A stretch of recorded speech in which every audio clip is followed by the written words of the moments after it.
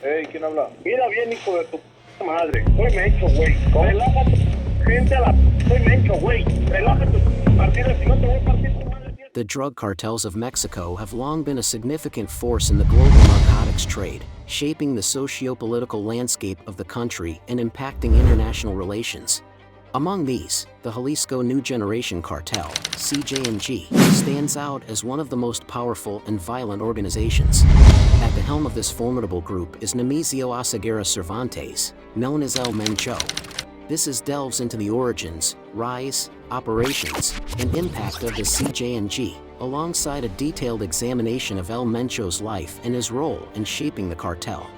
The CJNG emerged in the early 2010s, a period marked by intense cartel warfare in Mexico. Its genesis can be traced to the remnants of the Milenio cartel, which fractured after the arrest of its leaders. This void provided fertile ground for the emergence of a new power player. The CJNG capitalized on the chaos, quickly establishing itself as a dominant force in the Mexican drug trade. Ya estamos aquí, pura familia michoacana. Un acto de misericordia se transformó en una lucha por el poder y el control del lucrativo negocio de las drogas en México. The CJNG's ascent was meteoric, marked by brutal tactics and strategic alliances. One of their earliest and most significant moves was the capture and subsequent execution of rivals, which served both as retribution and a deterrent. Their ruthlessness was matched by a sophisticated understanding of modern criminal operations, including the use of advanced weaponry and technology. Nemesio Oseguera Cervantes, born in 1966 in Michoacán, Mexico, is the enigmatic leader of the CJNG. His rise from humble beginnings to becoming one of the most wanted men in the world is a tale of cunning, resilience, and brutality. El Mencho's early life was marked by poverty and limited opportunities. And all that violence is really to have leverage in the negotiations with the government, with politicians, right? They create these kind of players to go and sit with a local politician and say like, okay, do you want more or shall we negotiate this stuff? He initially worked as a police officer in his home state, a position that provided him with valuable insights into law enforcement operations. However, the lure of the drug trade proved irresistible. He migrated to the United States in the 1980s, where he became involved in the methamphetamine trade. His arrest and subsequent deportation to Mexico in the 1990s marked the beginning of his deeper entrenchment in organized crime. El Mencho's strategic acumen came to the fore with the formation of the CJNG. He leveraged his connections and experience to build a cartel that was both highly disciplined and fiercely loyal. The CJNG differentiated itself through its military-style organization and the cultivation of a distinct identity, complete with propaganda and a media presence. The CJNG's operations are vast and multifaceted, encompassing drug trafficking, extortion, money laundering, and violence. Their primary commodities include methamphetamine, heroin, cocaine, and marijuana, which they export to the United States and beyond.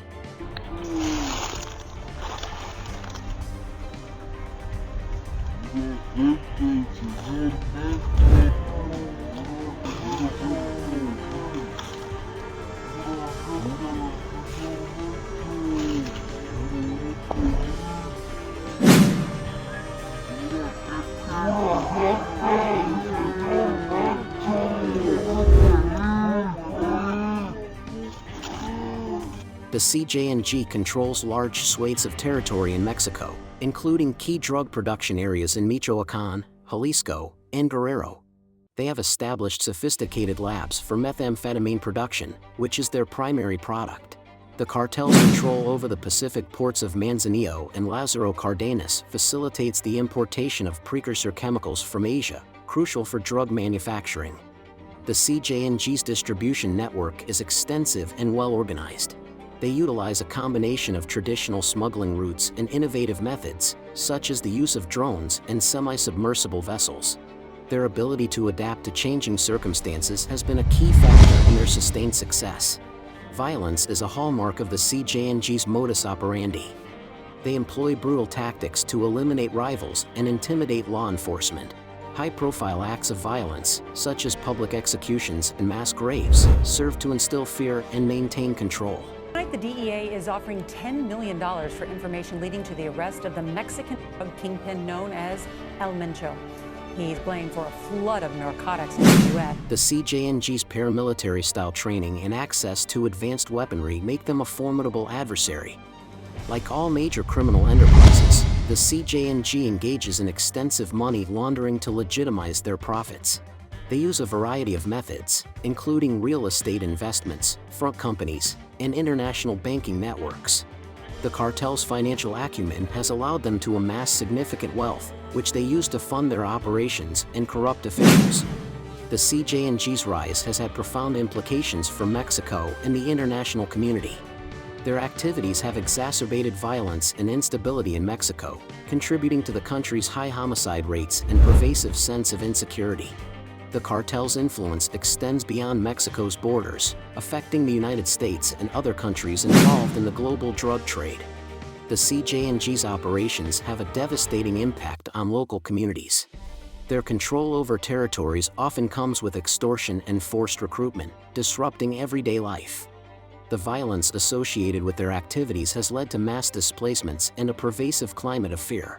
The economical power behind the Cartel Jalisco, they literally started with avocados, so they were farmers. They literally started moving from avocados to chemical precursors to make drugs like methamphetamine.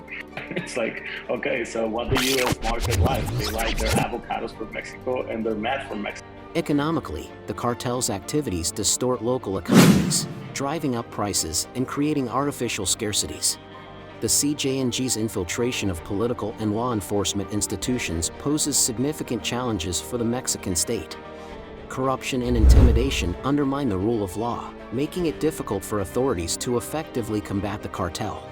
The CJNG's ability to operate with impunity is a testament to the weakness of state institutions and the pervasive influence of organized crime. The CJNG's reach extends far beyond Mexico. The CJNG emerged after Mexican security forces killed former Sinaloa cartel capo Ignacio Coronel, alias Nacho, in July 2010. Prior to his death, Coronel worked with Oscar Orlando Nava Valencia, alias El Lobo, the leader of the Molinio cartel. This criminal group moved drug shipments and managed finances for the Sinaloa cartel, operating primarily in the states of Jalisco and Colima, and later extending into Michoacan and Mexico City.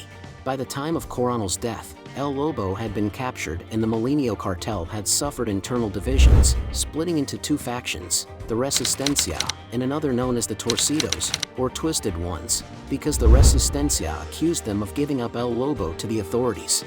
In the power vacuum that followed Coronel's death, these two factions fought for control of drug trafficking in Jalisco. The Torcidos became what is now the CJNG, emerging as the successors to the Sinaloan Capos network in the region. Former police officer Nemesio Asaguera Ramos, alias El Mencho, is considered the leader and founder of the CJNG. His original top operators were Eric Valencia, alias L85, and Martin Arzola Ortega, alias L53.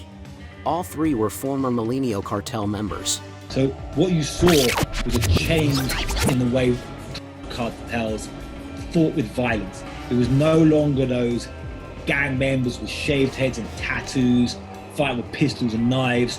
It was militarized style, fighting like military units. And once they did it, this was spread across to every cartel in Mexico. The group has been associated with the use of extreme violence. In the period following the CJNG's emergence, homicides, forced disappearances, and the discoveries of mass graves spiked in Jalisco. The cartel also made it one of its early missions to battle the Zetas drug trafficking organization in Veracruz, under the name Matazetas, or Zetas Killers. Depending on the source, that group is described as either another name for the CJNG or a special cell of the group responsible for assassinations. The Matazetas claimed responsibility for a 2011 massacre of 35 people in Veracruz, and a month later, security forces recovered the corpses of around 30 apparent victims the Matazetas had killed. In April 2015, the CJNG killed 15 Mexican police officers during an ambush in Jalisco, one of the single deadliest attacks on security forces in modern Mexican history. Additionally, Mexican officials have said the group possesses military-grade weapons, including machine guns and rocket-propelled grenade launchers.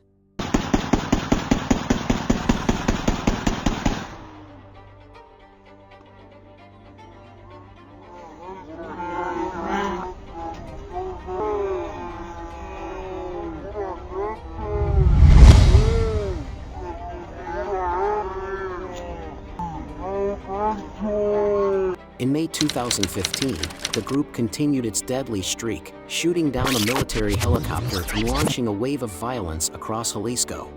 The CJNG has also been involved in high-profile attacks against public officials. In May 2018, the group tried to assassinate Luis Carlos Najera, Jalisco's former security secretary. Then in June 2020, it made a bold attempt to kill Omar Garcia Harfuch, Mexico City's public security secretary. That same month, a judge in the western state of Colima, who had tried various cases against cartel members, was killed along with his wife. Most recently, the crime group was allegedly behind one of the country's most high-profile political assassinations, the murder in December 2020 of former Jalisco Governor Aristotle Sandoval. The CJNG has also been known to appeal to the Mexican citizenry with idealistic propaganda, invoking solidarity and promising to rid its areas of threats from other crime syndicates, such as the Zetas and the once mighty Knights Templar. You are a very powerful organization, powerful with lots of money and lots of weapons. What is this weapon here? It's a 40-millimeter grenade launcher. This is modern warfare. We use war technologies. We use drones.